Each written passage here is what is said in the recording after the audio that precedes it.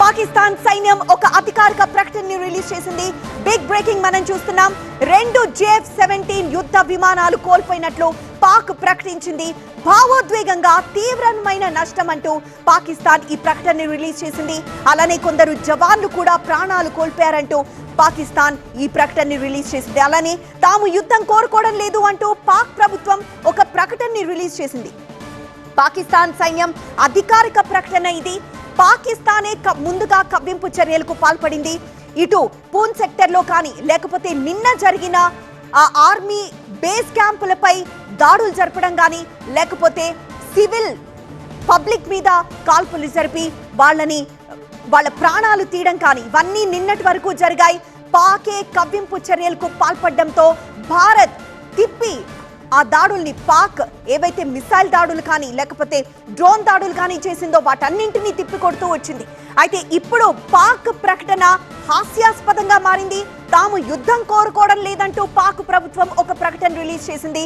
అయితే ఈ సమయంలో అంటే 2 రోజుల నుండి పాకిస్తాన్ ఏవైతే నిబంధనలు పాటించకుండా నిబంధనలను అతిక్రమించి కాల్పులకు తెగబడుతూ వచ్చిందో, పౌరుల్ని హతమార్చిందో, మరోవైపు ఆర్మీ బేస్ క్యాంపులపై దాడులు జరుపుతూ వచ్చిందో, మరోవైపు ఈ రోజు ఏకంగా జమ్మూపై మిసైల్ దాడులు, డ్రోన్ దాడులు, ఇటు ఫైటర్ జెట్స్ తో దాడులు చేయడానికి ప్రయత్నించిందో దాన్ని భారత్ తిప్పికొట్టడం ఒకవైపు జరుగుతూ ఉండగా, మరోవైపు భారత ప్రధాని మోదీ ప్రస్తుతం నిశితంగా పరిశీలిస్తూ ఉండడం, అలానే రాజ్నాథ్ కూడా త్రివిధ దళాల పదవులతో ఇప్పుడు ఒక సమావేశాన్ని నిర్వహించడం ఇది పాక్ ని భయభ్రాంతులకు గురి చేసినట్లు తెలుస్తోంది.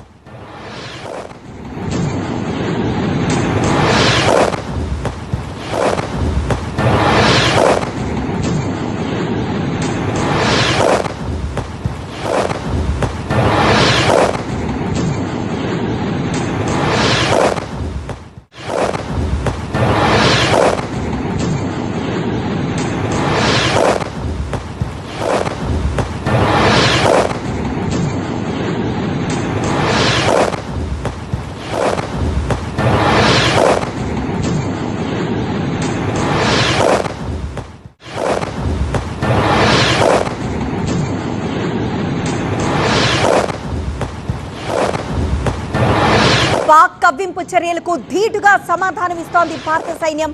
పాకిస్తాన్ సైన్యం అధికారిక ప్రకటన ఒకటి రిలీజ్ చేసింది. ఇప్పటి వరకు 2 JF-17 యుద్ధ విమానాలు కోల్పోయినట్లు పాక్ ప్రకటించుకుంది. అలానే భావోద్వేగంగా తీవ్రమైన నష్టం అంటూ పాకిస్తాన్ ప్రకటించింది. కొందరు జవాన్లు కూడా ప్రాణాలు కోల్పోయారని పాకిస్తాన్ ప్రకటించింది. తాము యుద్ధం కోరుకోవడం లేదంటూ పాక్ ప్రభుత్వం ఒక ప్రకటనని రిలీజ్ చేసింది. మరోవైపు జైసల్మర్ లో పాకిస్తాన్ పైలట్ ని పట్టుకున్నారు. భారత ఆర్మీ అదుపులోనే ప్రస్తుతం ఆ పాకిస్తాన్ పైలట్ ఉన్నాడు. భారత్ రాష్ట్రాలతో సరిహద్దు పంచుకుంటోంది పాకిస్తాన్. ఆ సరిహద్దు ప్రాంతాల్లో దాడులు జరుపుతోంది పాకిస్తాన్.